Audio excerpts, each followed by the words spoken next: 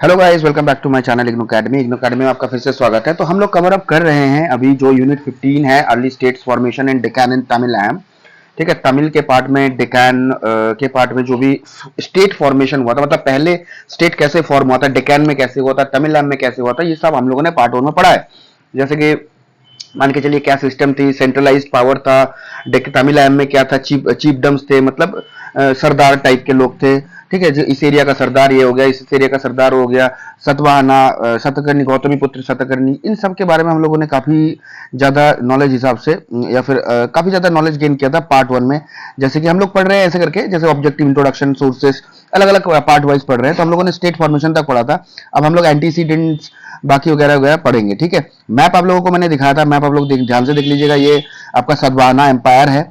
ठीक है, ये तमिलहम है, इस जगह पे कैसे कैसे डेवलपमेंट हुआ था, इंट्रोडक्शन हम लोगों ने देख लिया था। ठीक है, सोर्सेज हम लोगों ने देखा था कि कैसे हम लोगों को सोर्सेज के बारे में पता चलता है, आर्कोलॉजिकल, लिटरेरी, इंस्क्रिप्शनल, सतकर्णी, ये सारे सारे पढ़ा था हम लोगों ने। आप लोग देख सकते हैं। ठीक है, देखिए मैं आपको बार बार इंफॉर्मेशन बताता हूं कि आप एक चीज ये करिएगा, ध्यान दीजिएगा कि आप लोग अगर नोट्स के लिए, तो नोट्स आपको यहां से भी मिल जाएगा, पर सबसे पहले बढ़िया चीज है कि नोट्स पढ़ने से ज्यादा चाहिए, पढ़ते रहेंगे आपको थोड़ा बोरिंग लग जाएगा। पर सबसे बात चीज है कि समझ लीजिए, समझने के बाद एक बार नोट पढ़िएगा। अभी जो जो नोट मैं दिखा रहा हूं आपको, आपको ध्यान से समझ में आ जाएगा। कुछ दूसरे कुछ चीज की जरूरत ही नहीं है, बिल्कुल एकदम। ठीक है, एक बार आप पढ़ लीजिएगा, बस एक बार सुन लीजिए ध्यान से जो मैं पढ़ा रहा हूं आपको, उसके बाद ध्यान से आप नोट्स को पढ़िए, आराम से आपके दिमाग में बैठ जाएगा। अगर आप पढ़ने के लिए बैठ जाएंगे डायरेक्ट बिना सुने, तो दिमाग में कुछ बैठेगा नहीं और थोड़ा सी चीजें क्रिटिकल होती जाएंगी। ठीक है, तो ध्यान देना है। ठीक है, अच्छा चलिए। तो सबसे बढ़िया चीज है कि अगर आप चैनल में नए हैं तो चैनल को सब्सक्राइब जरूर कर दीजिएगा, लाइक करिए वीडियो को। अगर पसंद आए तो जो भी नए व्यूअर्स मेरे चैनल में आते हैं, तो प्लीज अगर आप आते हैं, देखते हैं, तो एक सब्सक्राइब बटन दबा देने से ऐसा कोई फर्क नहीं पड़ता है। ठीक है, उससे क्या होगा कि मुझे मोटिवेशन मिलती है। तो सपोर्ट देखो, एक दुनिया क्या है कि एक दूसरे के सपोर्ट पे बेसिस पे चलती है, सीढ़ी की तरह। अगर आप मुझे आज सपोर्ट करोगे तो कोई कल आपको सपोर्ट करेगा, है ना। तो इस हिसाब से चलता रहना है कि अगर आप मुझे सपोर्ट करते हो तो मैं भी थोड़ा मतलब क्या कि मतलब ये होगा कि आपके सपोर्ट के हिसाब से आपका प्यार मिलेगा, तो फैमिली बड़ी होती जाएगी। अगर आप सपोर्ट करते हो तो दिल खुश होता है और वीडियो बनाने में बहुत मजा आता है। ठीक है, बाकी एक सपोर्ट के लिए बाकी बहुत लोगों का हेल्प हो जाता है, तो भगवान, गॉड इज देयर।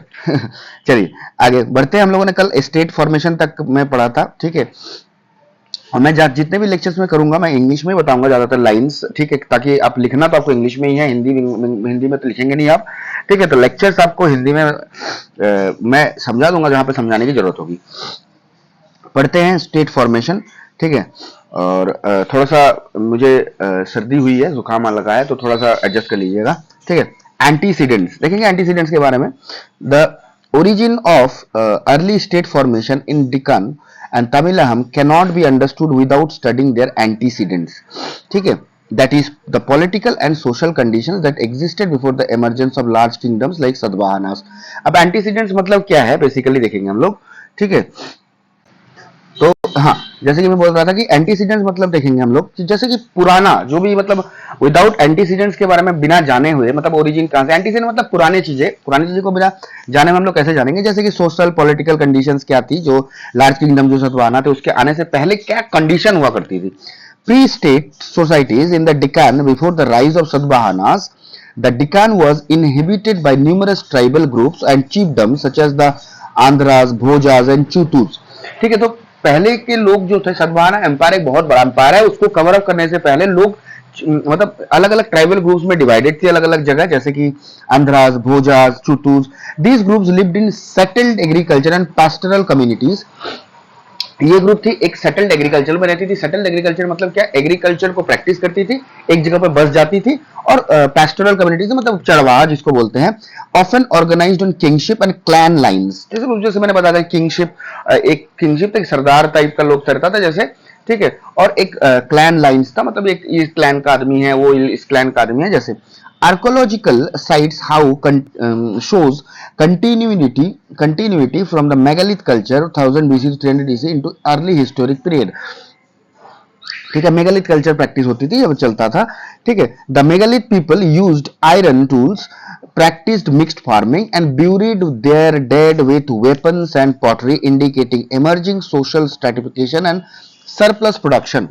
मतलब यहाँ पे बता यार मेगलिक पीपल क्या यूज करते थे, ये तो सिंपल ही लैंग्वेज में लिखा गया तो इसको समझाने की जरूरत नहीं है, समझ जाइएगा।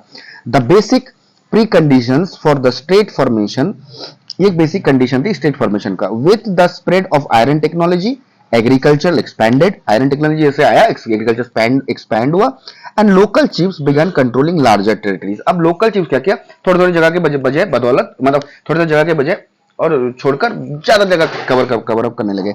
Contact with the Mauryan empire via Ashokan edicts found in the Deccan, contact हुआ अशोकन मौर्यन एम्पायर के साथ में, जो अशोका के एडिक्ट्स मिले थे डिकान में, उसके जरिए I'll also introduce new political and administrative ideas। अब धीरे धीरे क्या हुआ, पॉलिटिकल और एडमिनिस्ट्रेटिव आइडियाज एक्सपैंड होते गए, नए नए इंट्रोड्यूस होते गए। After the Mauryan decline, Mauryan का डिक्लाइन जब हुआ, this local powers field the vacuum and gradually evolve into regional state like Satavahana. अब धीरे धीरे क्या हुआ, जैसे ही कि मौर्यन एम्पायर का दबदबा खत्म होने लग गया, ठीक है, अब धीरे धीरे क्या हुआ, चीजें बढ़ती गई और रीजनल स्टेट्स, अब पता देखो रीजनल जोन ये सबको मालूम ही है, थोड़ा सा बढ़ जाएगा तो स्टेट, उसके बाद बढ़ जाएगा तो मतलब थोड़ा सा डिस्ट्रिक्ट, उसके बाद हो गया रीजन, उसके बाद हो गया स्टेट। तो इस हिसाब से आपको ध्यान में रखना है। एंटीसीडेंट्स इन तमिलहम, मतलब अब तमिलहम के पुराने चीजों के बारे में देखेंगे। Tamilakam the megalith phase formed the cultural foundation for the later Sangam age. Archaeological evidence from sites such as Adichanallur, Kodumanal and Uraiyur reveals iron weapons, rice cultivation and trade items. तो उस जगह में ये चीजें ज्यादा थी। Suggesting a complex chiefdom society, अब उसमें पता चलता है कि चीफडम सोसाइटी थी, चीफडम मतलब सरदारी, ठीक है, सरदार, यहाँ का सरदार, वहां का सरदार, ये ऐसा। These communities were organized into eco-zones, T9, and led by chieftains who distributed resources and commanded warriors। अब क्या होगा कि रिसोर्स डिस्ट्रीब्यूट करते थे, जो चिफ्टेंस थे वो बोलेंगे जाओ यहाँ से लड़ाई करके आओ, मैं तुम्हें ये दूंगा, मैं तुम्हें वो दूंगा, तो लोग जाते थे, ठीक है। तो ये सिस्टम वहां का था, डिकैन का सिस्टम अलग था, ठीक है। अब देखेंगे जियोग्राफिकल बैकग्राउंड दोनों का क्या कह रहा है, ठीक है। ज्यादा फिर वीडियो बड़ा नहीं बनाने वाला हूं, तो 15 मिनट्स आपको कहा गया था, 15 मिनट्स के अंदर अंदर मैं बनाने की कोशिश करता हूं, थोड़ा तो बड़ा हो ही जाता है अगर अच्छे से आप पढ़ना चाहेंगे तो, ठीक है। अगर आप वीडियो को पसंद करते हैं तो लाइक जरूर कीजिएगा, दोस्तों के साथ शेयर जरूर करना है, ताकि इग्नो के जितने भी मेरे भाई हैं, मेरे लोग जो पढ़ रहे हैं, मेरे दोस्त जो पढ़ रहे हैं, उनको क्या है, कहीं बुक्स खरीदने की जरूरत नहीं मिले, जरूरत ना हो, और कहीं मतलब कुछ नोट्स की आवश्यकता ना हो। और हाँ, एक चीज सबसे बढ़िया है, कमेंट में जरूर बताइएगा, मैं अभी आपकी क्वेश्चन सीरीज भी लाने वाला हूं। देखिए हर एक चैप्टर, हर एक चीज का क्वेश्चन मैं बनाने वाला हूं, मतलब हर एक चैप्टर का क्वेश्चन और हर एक बुक का क्वेश्चन, बहुत सारे क्वेश्चन आने वाले हैं, बहुत सारे क्वेश्चन के साथ में आंसर्स आने वाले, डिस्कशन करेंगे हम लोग, ताकि क्या होगा कि एग्जाम में अगर आप वो देख के जाएंगे, वो वहां से भी आपको कुछ हेल्प मिलने वाली है, ठीक है। तो जिसको जिसको भी क्वेश्चन आंसर्स के वीडियोस चाहिए, प्लीज कमेंट में कर दीजिएगा, लाइक जरूर, शेयर, सब्सक्राइब जरूर करना है, ताकि क्या हो जाएगा कि मुझे सपोर्ट मिलने, मतलब सपोर्ट मिलेगा या फिर पावर मिलता है यार, आपके सपोर्ट से पावर मिलता है। चलिए ज्योग्राफिकल बैकग्राउंड चेक करेंगे, थोड़ा सा ब्लू कलर बनाते हैं, मजा आएगा, ठीक है। चलिए, geography played a decisive role in shaping the historical development and political structures of both Deccan and Tamilham।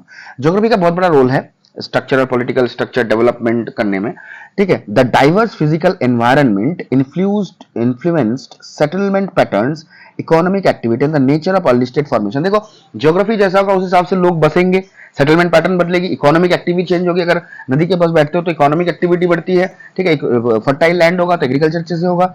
The Deccan region, the Deccan plateau stretches between the Narmada river in the north and Krishna Tungabhadra basin in the south. देखो north south में क्या होता है कि उस जगह डिकैन प्लेटू में north side में क्या है कि नर्मदा रिवर है, कृष्णा है, तुंगाभद्रा है, बेसिन जो साउथ में है। It is bounded by Western Ghats and Eastern Ghats, Western Ghats और ईस्टर्न घाट्स के बाउंड्री में है, with fertile river valley such as the Godavari, Bhima and Krishna. Fertile river valley है, रिवर वैली फर्टाइल होगी तो क्या होगा, एग्रीकल्चर में सुविधा होगा, एग्रीकल्चर में सुविधा होगा तो सेटलमेंट बढ़िया से होगी। ये देखो बता दिया, which enabled agriculture and communication, the regions rich in minerals and traversed by important inland routes linking North India to southern coasts। This geographical setting fostered regional interaction। अब जिसके कारण से क्या होगा, रीजनल इंटरेक्शन होगा, ट्रेड बढ़ेगी, नदी के साथ कनेक्टेड होता है, कोस्ट वगैरह। The Satavahanas emerging in the western Deccan control trade routes connecting ports like Sopara, Kalyan, Masulipatam with interior markets and the Ganga Valley। ठीक है, ये जो था सतवाहना के साथ में इनका बहुत अच्छा सा बनता था, कंट्रोल ट्रेड रूट्स कंट्रोल करते थे, ताकि क्योंकि देखो मेन चीज क्या, नदी के साथ में आपके जो कोस्ट समुद्री किनारा कनेक्ट होता था, समुद्री किनारे कनेक्ट होने की वजह से क्या होगा कि आपके ट्रेडिंग बहुत अच्छे से बनेगी, ठीक है। The presence of forested Uplands, और जो फॉरेस्टेड अपलैंड्स थे वेस्टर्न घाट्स में, and fertile planes allowed a mix of agriculture, pastoralism and forest products ensuring a strong economic base. अब उस जगह पे क्या है कि एग्रीकल्चर अच्छे से होती थी, पेस्टोरलिज्म अच्छे से होता था, फॉरेस्ट प्रोडक्ट्स मिलती थी, तो इकोनॉमिक बेस अच्छा बनता था। The deacon central location made it a meeting ground for northern cultural influence, Brahmanism, Buddhism and local traditions. उसकी वजह से एक मीटिंग ग्राउंड अच्छा था, मतलब देखो जहां पे चीजें फूलेगी फलेंगी वहीं पे लोग आएंगे, ठीक है। Tamilakam, the term Tamilakam refers to the ancient Tamil country roughly covering model Tamil Nadu and parts of Kerala। Tamil Nadu को बेसिकली क्या है, तो वो पार्ट्स होते थे जो आजकल के तमिलनाडु और पार्ट्स ऑफ केरला है। केरला तो अभी बहुत लाजवाब है, बहुत ही बढ़िया है। जिसका भी केरला से बिलोंग करते हैं आप जरा कमेंट में बता दीजिएगा, या फिर तमिलनाडु से बिलोंग करते हैं तो कमेंट में जरूर बता दीजिएगा, ठीक है। Kerala is my favourite. तो केरला जो भी है, अगर आप केरला से वीडियो देखते हैं या फिर देख रहे हैं तो कमेंट में जरूर बताइए, ठीक है। It was ecologically diverse, ecologically diverse था, मतलब बहुत फैला हुआ, डिवाइडेड इनटू 5 इकोजोन्स, 5 इकोजोन्स था। Tinai, kurinji hilly area, mullai pastoral, marutam wet agricultural, neytal coastal and palai arid.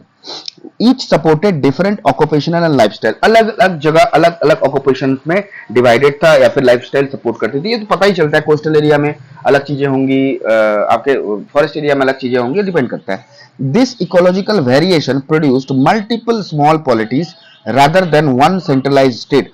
ये इकोलॉजिकल वेरिएशन अलग अलग स्मॉल पॉलिटीज, मतलब अलग अलग डिफरेंट टाइप की चीजें सपोर्ट करती थी, ना कि एक centralized. River such as Kaveri, Vaigai, Tamraparni nurtured fertile plains. अब इनमें भी रिवर्स थे, जैसे कावेरी, वो पहले में क्या था, कृष्णा तुंगाभद्रा, जैसे पहले में क्या था, नर्मदा कृष्णा तुंगाभद्रा, यहाँ पे आपका Kaveri Vaigai Tamraparni nurtured fertile planes, यहाँ पे फर्टाइल प्लेन्स बनाते थे ये लोग, एंड ये रिवर्स एंड डेंस सेटलमेंट्स, और सेटलमेंट भी यहाँ पे डेंस होती थी। While coastal areas like Tamilakam to overseas trade with Sri Lanka and Roman world. बाकी जो तमिल कोस्टल एरियाज थी वो ट्रेड सपोर्ट करती थी, कहाँ के, श्रीलंका और रोमन वर्ल्ड के साथ में, ठीक है। आपको पता चल जाएगा वहां पे जो चोला चिराज पंड्यास के जो मैंने मैप दिखा आपको, यहाँ पे फर्स्ट पेज में आपको देखने को मिलेगा। ये देखिए ये पार्ट में, तो ये देखिए ट्रेड रूट्स बहुत अच्छे से सपोर्ट होती थी, ये जगह से ये जगह पे, ठीक है। तो आपको ध्यान में रखना है ये जगह से ये जगह पे, तो ये चीजें आपको ध्यान में रखना है, कि इसीलिए मैंने मैप आपको पहले दिखाया ताकि दिमाग में आपके चीजें बैठ जाए ठीक से, ठीक है। तो यहाँ पे यहाँ तक हम लोग कवर अप करेंगे, ठीक है। 15.5 सॉरी, हाँ चलिए, ये पार्ट हम लोगों ने कवर अप कर लिया यहाँ तक बेसिकली 15.5। अब नेक्स्ट पार्ट में क्या होगा, हम लोग करेंगे outline history of Satavahana dynasty, settlement pattern क्या था, वेस्ट कोस्ट इनलैंड सेटलमेंट्स कैसे थे, coastal area settlement area, administrative क्या सिस्टम थी, सोसाइटी कैसी थी। साउथ इंडिया में देखेंगे तमिलहम द रीजन, उसके बारे में था 5 eco zones and subsistent patterns. उसके बाद evolution of political society, different kinds of chiefdoms, plunder and booty distribution, Muvendar and other level of political control. Muvendar क्या होते थे, उनके पॉलिटिकल कंट्रोल कहते हैं। ये सब चीजें बहुत ही इसी आसान है, तो चीजों को ध्यान से देखना, और हिस्ट्री को हिस्ट्री नहीं, हिस्ट्री को स्टोरी में समझना है, ठीक है। हिस्ट्री को हिस्ट्री नहीं, हिस्ट्री को स्टोरी में समझना है, तो चीजें और आसान हो जाएगी। मिलते हैं अगले पार्ट की वीडियो में, ठीक है। होप आपको वीडियो पसंद आया हो, अगर वीडियो पसंद आया तो लाइक शेयर सब्सक्राइब जरूर करना है। जो भी नए दोस्त हैं please support us. Thank you, जय हिंद।